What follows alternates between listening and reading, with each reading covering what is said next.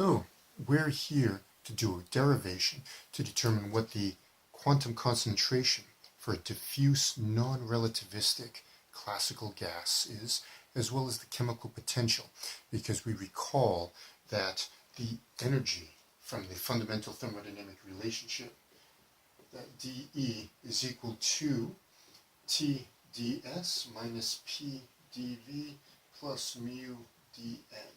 And if we're keeping everything constant as far as the entropy goes and the work done in the system, and all we're asking is the chemical potential drives the total number of particles, there's a distinct relationship between chemical potential, number of particles for the energy of the system.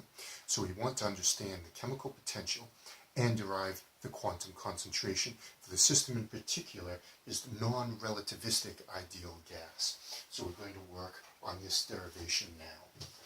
And so if we go through and take a look, we need to start with the total number of particles. So we're starting with the equation.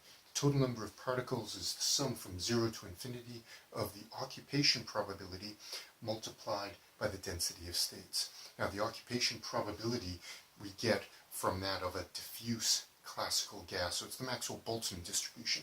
So that's exponent to the minus mg of that momentum state minus the chemical potential over kT in brackets. So it's a negative exponential. That's F. Now the occupation of states. The other thing to look at is the density of states. The density of states goes as this spin factor G sub S, which is 2 for all particles like photons, electrons, protons, and neutrons, only 1 for neutrinos. And that's because they're left-handed particles, not right-handed. The volume of the box we're talking about, like the core of the sun, for example, over Planck's constant cubed times 4 pi momentum squared d momentum. That's the density of states. So we're talking as well about non-relativistic systems. And so for that, the energy is essentially just the rest mass energy, mc squared, plus the kinetic energy, which in non-relativistic mechanics, we can say is momentum squared over d momentum, because we want to integrate over all the momentum states. So we want the energy in terms of momentum. There we go. So we have that. We can now plug this into the integral, and essentially plug and chug, and that's the work I'll be showing you now. And so if we start here, we've got the integral from 0 to infinity, and all I'm doing is plugging in the energy of the state. So it'll be e to the minus momentum squared all over 2m. And then we need the kt, 2mkt. Here we go. Now, I'll take as well, the only other thing that has momentum in it is over here. Momentum squared, d momentum. Everything else is a constant. So the rest of the exponential, e to the chemical potential minus mc squared all over kt,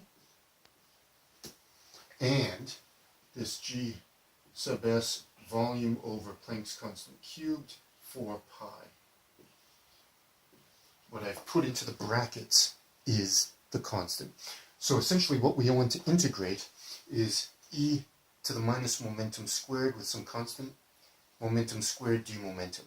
That is, well, essentially the integral we want to solve is up here in the form of x squared e to the minus a x squared dx. And what we're saying for this is that, of course, x equals the momentum, a is equal to 1 over 2mkt, 1 divided by 2mkt. There we go, the inverse of that. So now we can take this and we can look it up. Essentially, it's the error function, where we're integrating the error function from 0 to infinity. But if you take a look at it, it'll be equal to 1 over 4, the square root of pi over a cubed.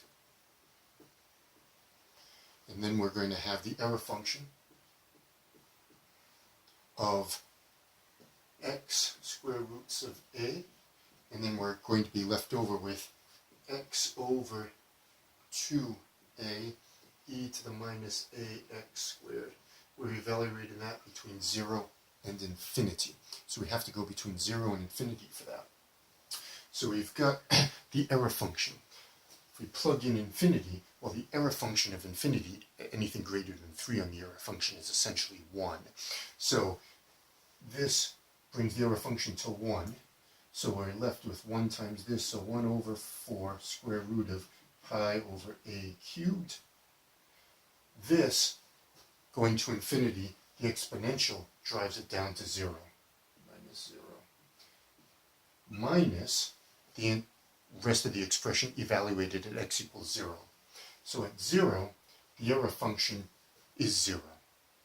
So we have 0 minus. Here, the exponential is now 1, but x goes to 0. So we're just left with a quarter of the square root of pi over a cubed. So that equals 1 over 4 times pi, and square root of that, and 2mkt to the 3 halves power. There we go. That's the answer to the integral. We can plug that in over here, and we're going to be replacing this integral from 0 to infinity with the answer. 1 over 4 square roots of pi, 2mkt to the 3 halves power, g sub s, v over Planck's constant cubed, 4 pi, and the exponent. Chemical potential minus mc squared all over kt. There we go. That's the overall answer. We can see that 4 cancels out. We're left with a pi here, pi to the 1/2 power, so 1/2 and 2 halves gives you 3 halves. So we can actually bring the pi inside the same expression here, 2 pi mkt to the 3 halves power, for example. We're left with the g sub s. And so we can simplify the expression a bit and clump a bunch of these constants together to come up with our quantum concentration. So if I find the eraser, I can come up here, I can get rid of this.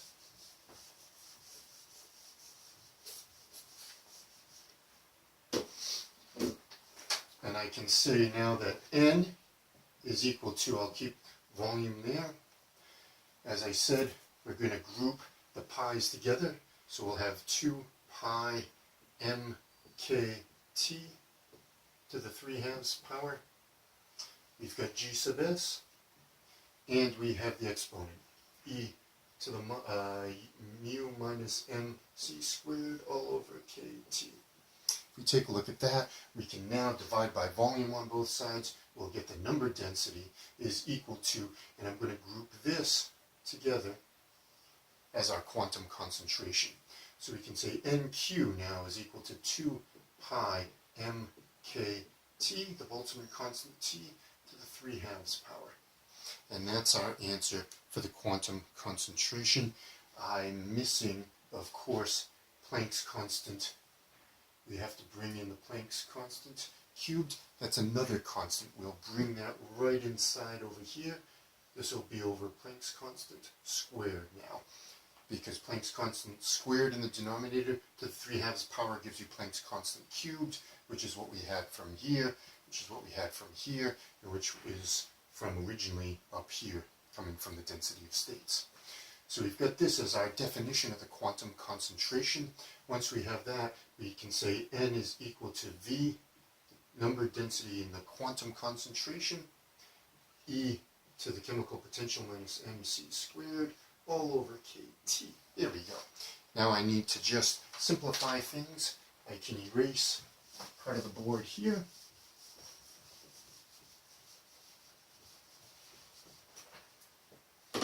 Because now I can do a further simplification, because we're interested in overall number density.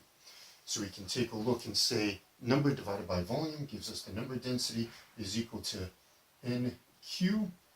And rats, I forgot the G sub S as well, which is from above. NQ G sub S, e to the mu minus mc squared all over kt. If I bring everything except the exponential onto one side, we have n over nq g sub s is equal to the exponent, take the natural log of both sides.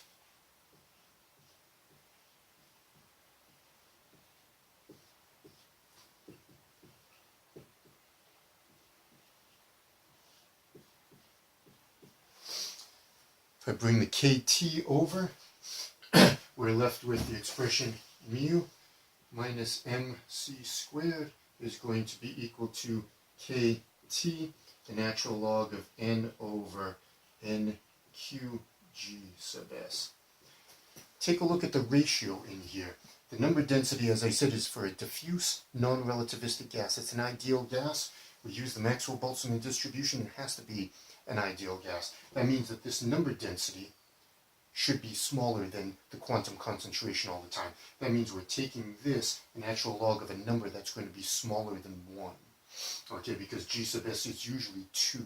So this number is going to be generally smaller than 1, which means that this is intrinsically negative. So we might as well make it explicitly negative by inverting it. And the moment we do that, we have to switch the signs when we're dealing with natural logs. So now it's negative kt, natural log of nqg sub s over n. So that's what the chemical potential of a diffuse non-relativistic ideal gas is, with a quantum concentration that we arrived at from there. I hope that helps. Thanks.